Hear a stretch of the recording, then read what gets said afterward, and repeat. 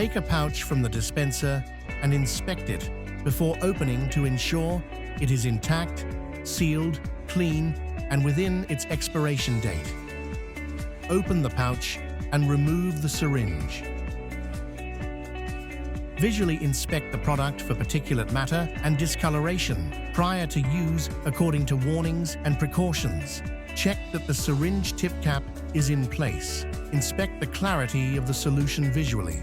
With the cap still on the syringe, depress the plunger slightly to release the stopper seal. Unscrew the tip cap while it is still on the syringe.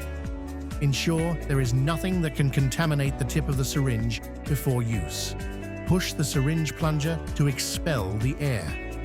Connect the syringe to the vascular access device. Push the syringe plunger down to flush the required volume of saline following the local guidelines. In case of extreme plunger resistance, it is recommended not to exert excess force. After use, dispose of the syringe, including any solution, in accordance with the local guidelines